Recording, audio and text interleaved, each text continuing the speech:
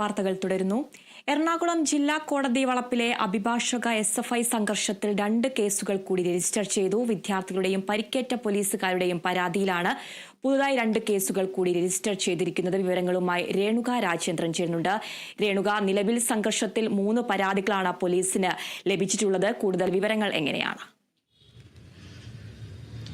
ആതിര, ഈ കേസിൽ ഒരു നിർണായകമായ അല്ലെങ്കിൽ 2 കേസുകൾ കൂടി ഒരു പരാതിയിൽ അല്ലെങ്കിൽ ഈ ഒരു സംഘർഷത്തിന്റെ പേരിൽ പുതിയതായി ഉൾപ്പെടുത്തിയിരിക്കുന്നു വേണം മനസ്സിലാക്കാൻ കഴിയുന്നത്. ആദ്യം തന്നെ ഈ ഒരു സംഘർഷത്തിന്റെ അടിസ്ഥാനത്തിൽ അഭിഭാഷകരാണ് എറണാകുളം സെൻട്രൽ പോലീസ് സ്റ്റേഷനിലേക്ക് പരാതിയുമായി സമീപിക്കുന്നത്.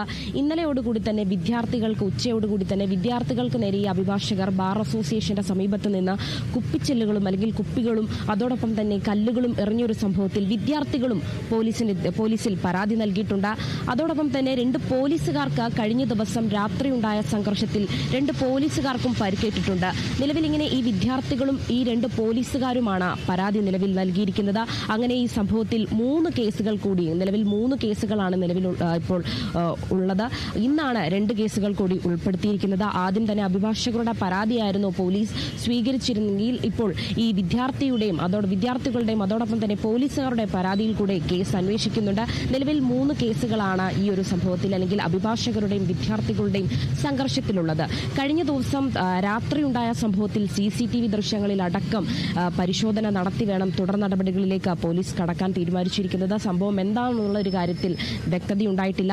2 വാദമാണ്. 2 സൈഡിൽ നിന്നും അഭിഭാഷകരുടെ സൈഡിൽ നിന്നാണെങ്കിലും വിദ്യാർത്ഥികളുടെ സൈഡിൽ നിന്നും 2 വാദമാണ് ഈ കേസിൽ ഉണ്ടായിരിക്കുന്നത്.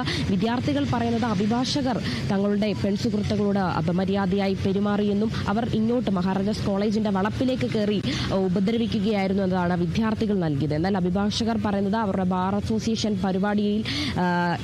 അസോസിയേഷൻ പരിപാടിയിലേക്ക് ഈ വിദ്യാർത്ഥികൾ കടന്നു കയറി